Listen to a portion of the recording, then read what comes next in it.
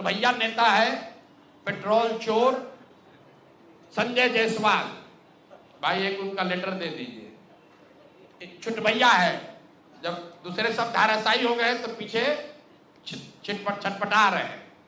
अब इन पर ज्यादा कुछ बोलेंगे तो इनका भाव बढ़ जाएगा। मीडिया वाले भी आजकल इंटरव्यू लेना शुरू कर दिए हैं, क्योंकि प्रशांत किशोर पर ही बोल रहे हैं, जनसुराज पर बोल रहे हैं। इनका पूरा कच्चा चिट्ठा जरा देख लीजिए। चिट्ठी, इनका एक पेट्रोल पंप है इनके माताजी के नाम पर बेतिया में।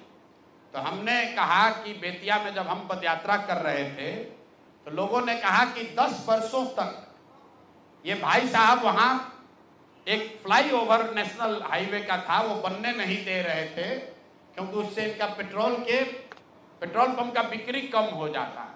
इन्होंने कहा ना, ऐसा तो कोई बात नहीं है, बेतिया का एक आदमी जानता है। इतना ही नहीं, हम आपको फोटो जारी करेंगे कि जब लोगों का दबाव हुआ तो इन्होंने एक बोर्ड लगाया था बेतिया में, जिसमें लिखा था कि ये फ्लाईओवर का निर्माण मेरी वजह से नहीं, राज्य सरकार के परमिशन नहीं देने के वजह से रुका हुआ है। तो पहला प्रमाण कि फ्लाईओवर का बनना और नहीं बनना और उसका दोष इन पर था, इसका प्रमाण ये है कि इन्होंने खुद से सार्वजनिक तौर पर एक बोर्ड लगाया था कि फ्लाईओवर का निर्माण मेरी वजह से नहीं, राज्य सरकार से परमिशन नहीं मिलने के वजह से रुका हुआ है। अब इसका आगे सुन लीजिए। 2015 में भाजपा और नीतीश जी गठबंधन में नहीं थे, तो जब इन्होंने दोष लगाया राज्य सरकार पर, तो तब के जदयू के अध्यक्ष, जिला अध्यक्ष डॉक्टर NN शाही, जो वहां के बहुत प्रतिष्ठित व्यक्ति हैं, बड़े डॉक्टर हैं, जदयू के जिला अध्यक्ष थे, उन्होंने संजय जायसवाल को खुली चुनौती दी कि आपने जो बोर्ड लगाया है ये गलत है। टाउन हॉल में दोनों में सार्वजनिक चर्चा हुई थी, दोनों को करीब हजारों लोगों के सामने इस बात पर बहस हुआ कि आखिर फ्लाईओवर का निर्माण क्यों नहीं हो रहा है। उसके बाद पेट्रोल पंप से इनका कितना प्यार है ये समझ लीजिए। ये है गरिमा देवी सिकारिया, जो अभी वहां नगर की महापौर हैं।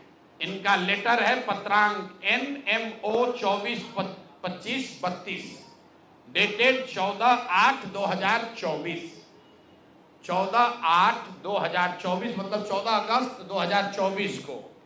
जरा इसमें इसका एक पारा पढ़ के आपको सुना देते हैं। ये गरिमा देवी सिकारिया ने जब अस्थाई समिति की पूरी बैठक हुई बेतिया नगर निगम के, उसके महापौर के तौर पर गरिमा देवी सिकारिया ने नगर आयुक्त को चिट्ठी लिखी। उस चिट्ठी का एक हिस्सा पढ़ रहा हूं आपको, इसके कोट।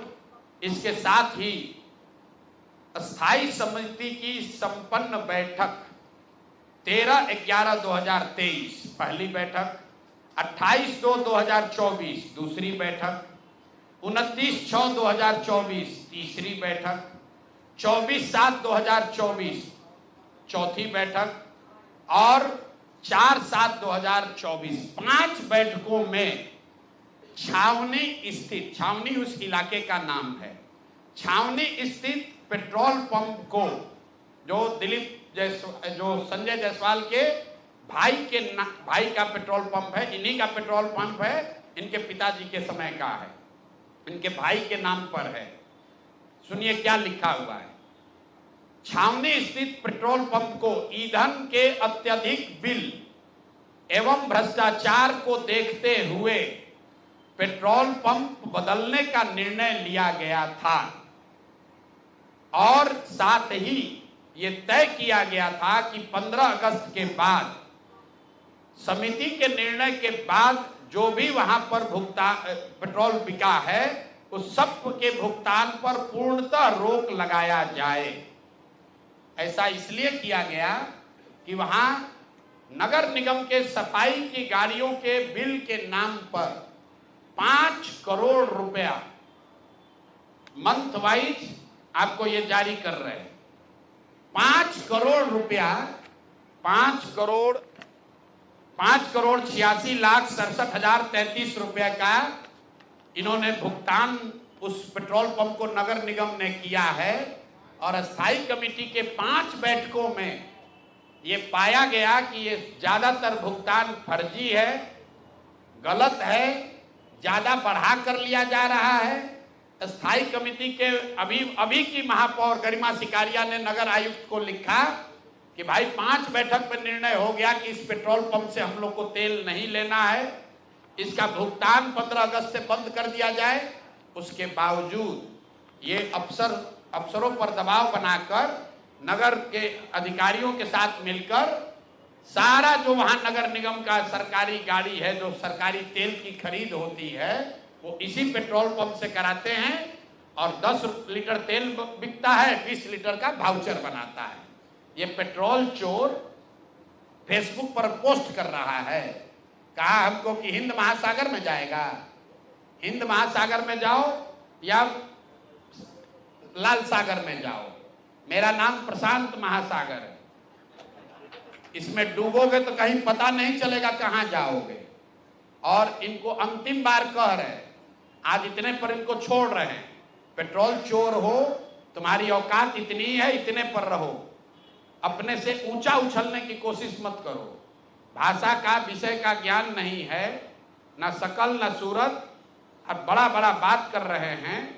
बात करता है बाप दादा के, आपके पिताजी बहुत बड़े सज्जन व्यक्ति थे, मदन जायसवाल जी का बहुत इज्जत है, आपकी इज्जत कुछ नहीं है। आप भाजपा छोड़कर भाग गए थे, राजद पे चुनाव लड़ा, 5,500 वोट आया। सुधीर शर्मा जी बैठे हैं, ये कहानी बताएंगे, हैं? सुन लीजिए, मदन जायसवाल जी बड़े व्यक्ति थे और ये आदमी पेट्रोल का वाउचर चोरी करने वाला हम पर उंगली उठाएगा।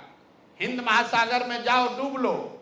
और अभी आए थे अमित शाह जी, उनको पेपर दे दो, ईडी सीबीआई का छापा डलवा देना, हमको पकड़ लेना, यही खड़े हैं।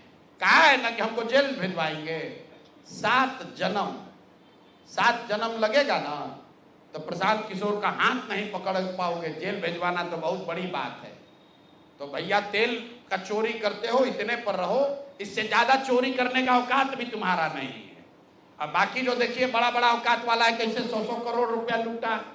तुम तो पेट्रोल का फर्जी वाउचर बनाते हो, तो भैया यही काम करो, इतने पर रहो। बहुत बहुत धन्यवाद। संजय जायसवाल जी पर मैं चाहूंगा ये 2 मिनट, सुधीर जी उनके पुराने कोलीग हैं मदन जायसवाल जी के, इनसे जरा भी सुन लीजिए। आपने तो सारी बातें बताई दिया, लेकिन सच बात यह है कि व्यक्ति मदन जायसवाल जी, जैसा प्रशांत जी ने कहा, फाउंडर थे और भले आदमी थे, हम लोगों के साथ पदाधिकारी थे। वो ये आदमी जोर देकर एक अदना विधायक के टिकट के लिए उनको भाजपा छोड़वा दिया, राजद में लेकर चला गया बेइज्जत करके। और वहां जब चुनाव लड़ा, जिसकी जमानत जब्त हो गई, 6,000 वोट आया, फिर राजद का जिला अध्यक्ष बनता है। राजद का इंस्ट्रूमेंटल उस समय का जो तथाकथित जंगल राज था, उस जंगल राज में कारनामों में शामिल होता है। और उसके बाद फिर बाद में जब वहां लगा कि सफलता नहीं मिलेगी, तो भाजपा में मदन जायसवाल जी किसी प्रकार आए और इसी भाग दौड़ में उनकी मृत्यु हो गई। इस शोक में, इस कपूत के कारण मदन जायसवाल जी दुनिया से चले गए। और आज फिर किसी कारण से सांसद बन जाने से कोई नेता नहीं होता है। और बीजेपी का दुर्भाग्य है, जो संजय जायसवाल जैसा आदमी भारतीय जनता पार्टी का अध्यक्ष बना, वो अनडेवलप्ड बच्चा के जैसा आज भी